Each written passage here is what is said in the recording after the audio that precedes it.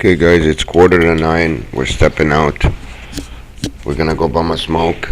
It's gonna be impossible, just to prove to you how they know everything about me. So it's gonna be very hard to get it. Try to get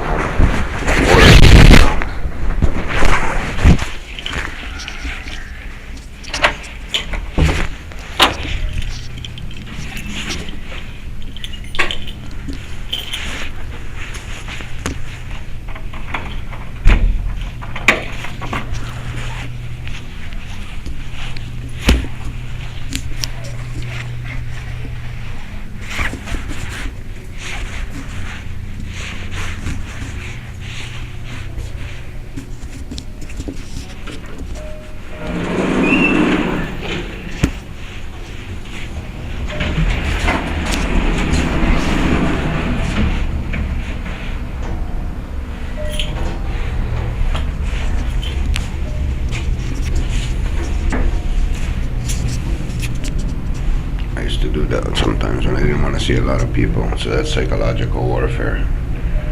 So pretty much they tell the kid when he goes in the elevator with you, do that. Stand that way, you know. It's stupid. It's pathetic. I laugh at it right now. It doesn't, you know. You have to be stressed for these things to get to you. It's a joke.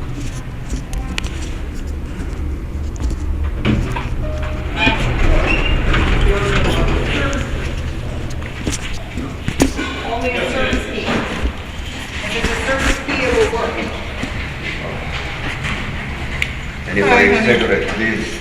How are ya? Oh, good. I'm gonna give you one and that's it, don't ask Okay, me no more. that's it. No more. No more. That's it. And I'm gonna get you the The Coke. elevator is gonna be shut down. Oh, the electricians are here. So the electricians are here, they're gonna be shut down. Okay, I'm gonna go. Okay? Up. Yeah, go up and stay. They're shutting down the elevators, so no access to elevators. For how long? However long it takes them. An hour? 15 to 20 No minutes. biggie, man. Okay. I'll be out here. And then again, 15 minutes. Another 15 minutes, okay.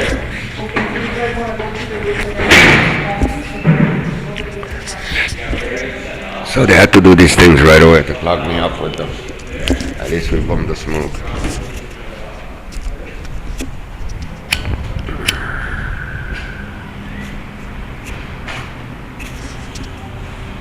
What awaits me over there? Movement and noise, guys, so I don't get peace. So this smoke, we got it fast. Why? Because I mentioned inside my apartment that they're not gonna, you know, do this. See what you did to bug me? Because there's not enough people to bug me, so they have to use tactics like these to bug me. It didn't bug me, it's okay. So here we go with the noise. Listen, the trucks. I can't be outdoors and relaxed, right? So they're gonna start screaming now, the kids, and the horns. You hear all that? It's 8:45. It's like 9 o'clock.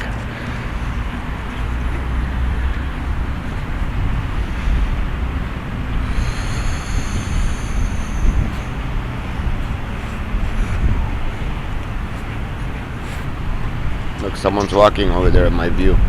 He's gonna come out of the building right now. Somebody just went in, look. So they keep moving in your view. You know, guys know that. I can't breathe. Look at the pigeon walking over there on the floor. I don't like to mention those animals to you guys or insects, look. But look where they come out from. Nobody comes out of here. But the reason why I do is because it's true, you know. It's anything that could tactically just, you know, bother you.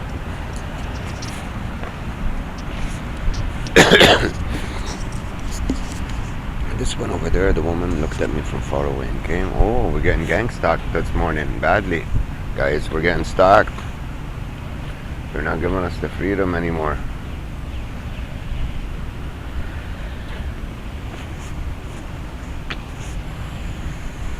Look how they stop there and look. I have to stay in my view, right? They want to bother me. I'm too relaxed.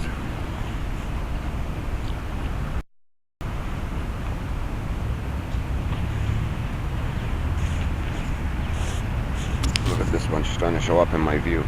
Because there's this thing blocking it, look.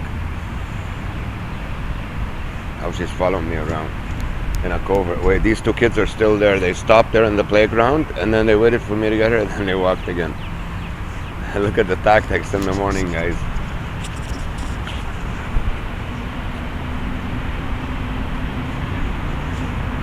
Look at the street, how it's going crazy. The sounds, the trucks. Look how many cars are going back and forth. It's 9 o'clock right now. It should be busy, but look at these two running to show up in my view.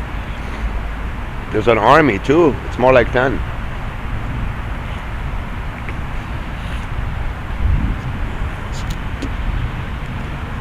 Because that way I see them. See, I'm walking here. I can see them 180 degree view. See, if I can, the eye see 180 degrees. So look what I see on the side moving now. So I can always see things moving. How fast? That's the reason why they're walking fast. Now they slow down. Watch. Look how slow now they're walking. This is a good video. We're getting some good footage here. I like it. So now there's no people here. What do I see over here? Let me show you now how animals come into play. I don't know how they train these animals. Birds, squirrels, even insects. It's funny.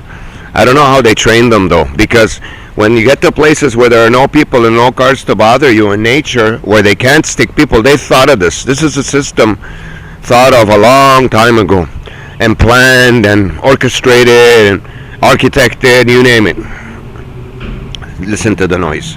So now he can't create movement for me here. I get noise.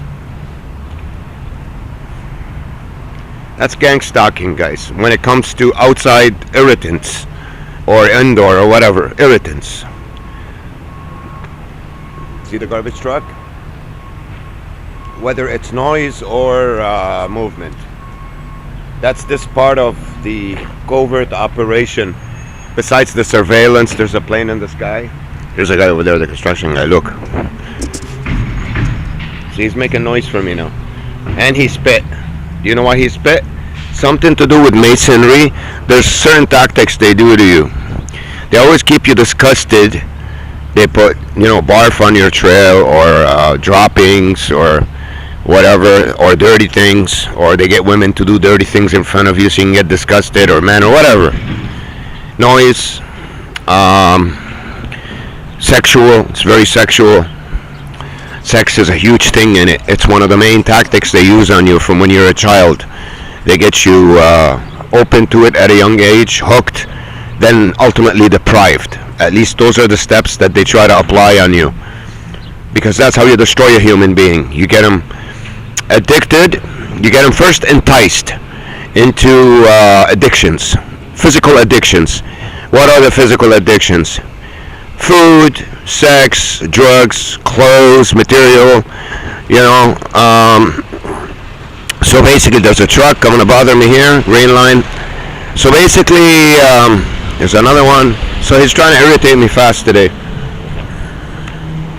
Came out of the garage. So basically,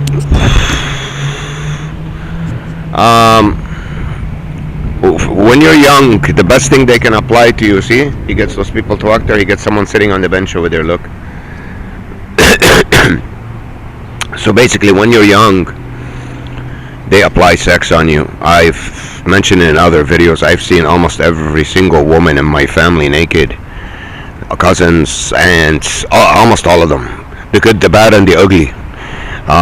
They did it in covert ways where I'd be walking into the kitchen or I'd be walking in the bathroom, all of a sudden they're naked, they're getting dressed, they're like, oh my god, whatever. So that's how the Masons do it. When they're destroying someone, I don't know how they raise their own kids, but for me, they didn't raise me as a Mason, that's for sure. They destroyed me. That was the intent. I was an orphan, they adopted me, and the intent was to keep me broken. It didn't work though. A lot of these tactics didn't work. Nothing worked there. They tried everything. Fear, okay guys, they discussed you. Fear tactics, a lot of those they use. It's bullying. What else? We were talking about the sex. Yeah, they activated my sexuality early. I had sex when I was 8. But for some reason, that never affected throughout my life much at first. Later on in my adult years, it did. they did it right. They really pretty much hooked me up with the best looking women around, and I had it all at a young age where I was really just still a child and stupid. And then all of a sudden just everything was taken away from me, and I fought back in a strange way, and I almost won, believe it or not, but they did the impossible not to let me win. And that's when I started to get depressed, when they did the huge gang stalking on the outside and on the inside of the house by my own family members, and stealing my things, really deplacing my things, putting things, I get up, I find the dirty laundry with the clean one, you name it, smells, anything to disgust you, to keep you disgusted, to keep you demotivated, to keep you depressed. Always people are dying of cancer, people are having huge problems between them. They try to give you a complex about women if you're a male. I guess if you're a woman, they'd give you a complex about males, so you can hate them, so you don't approach the opposite sex in a good way, in a nice, open-hearted way. So you build up a complex. That didn't work either on me. Nothing worked on me. Eventually, the only thing that worked is they gang stalked the living crap out of me like this when I was 20, 21. And they've introduced me to opiates, drugs. That's the only thing that worked on me. Even the gang stalking got me depressed, but I never killed myself. I just stayed home, bought a computer, and started designing websites. In 3 months, I was a master at them. I was hitting all the search engines #1. Back then, there were a lot of them, not only Google, Alta Vista, Excite, a whole bunch of them. And that was a huge problem for them. I was making $10,000, $20,000 a month. They did the impossible to keep me depressed and to strip me away of that business. I'm not proud of it. I don't like to talk about it much. It's not a dignifying business, but back in those days when the internet first started, that was the only places where the money was, and I was deprived and isolated and abused. So I had my reasons. Anyways, after that, it just pretty much it was the opiates that they destroyed me with. You know what I mean? And they've actually got a doctor here to illegally prescribe me opiates. He wasn't supposed to prescribe them to me for me to get addicted to them. And those things, opiates, what they do is if you're miserable, they make you happy. And my situation was miserable. It was the only thing that made me happy. And I just capitalized on it, and I always found a way to earn money to try to pay for it and move forward. I've done so many things on opiates. I've traveled to so many countries, learned languages, believe it or not, while I was high on opiates, until I decided to really quit them, and pretty much quit them for real. I've always tried, so many attempts. Right away I tried to quit them after 1 year, believe it or not. But opiates are very hard to quit, especially when you're in my miserable situation. It's 10 times harder. And I decided to really quit them, and I succeeded. I took an effort and I succeeded in 2000, and I started in 2013 when I went back to Cuba to a small town called Las Tunas. See, everywhere I turn they get people moving. I went there, the reason it's a small town, no drugs there, nothing, and I isolated myself there. I pretty much forced myself to quit. Over a period of 2 years, I quit.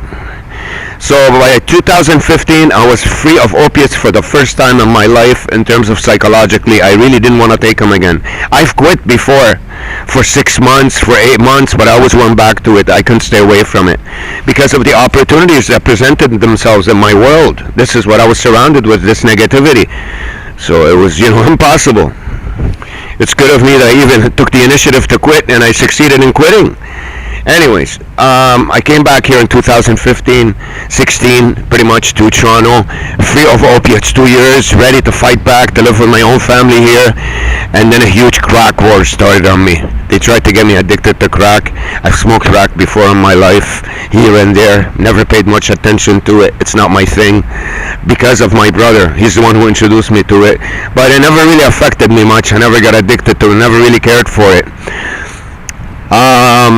A huge war started on me to try to get me addicted to it. Him and his buddies in the building, all of the same CSIS workers for the government here, and Freemasons. All those government workers, guys, all those drug dealers, they all work for the government, especially in North America and in Europe and those countries. Who do you think moves the drugs in these countries? It ain't bad people, it's the government itself. Okay? And all the drug dealers work for them. Anyways, They tried to get me addicted to it. It took about 2 years, this war, until I woke up finally, and I realized in 2018 that my family's fake. My whole life has been fake. I've been surrounded. I was orphan maybe. Listen to how loud the birds are here. To show you that they trained them. We've gotten here before. We passed by here when I was telling you the story. You didn't hear this intensity of bird singing because you can't bring in a lot of people here. It's obvious. Now look, he gets the construction workers there to make noises too. They get them, see? So anyways, guys, until pretty much I woke up because the crack word didn't work. They failed. I did smoke it here and there with them, but they couldn't get me really addicted to it. What they tried to do is, see the birds here? Look how they come and flash in front of your eyes. See them? They trained them, guys, okay? They have nothing to do there. They don't know what they're doing, these guys. They just want to make noise. So anyways, over here, the war, watch, there's something's gonna move there now. People are sitting on the benches and talking all of a sudden down here. So the two-year war here from 2016 to 2018 didn't really work, and everything was attacked, not just with the obviously noise, everything.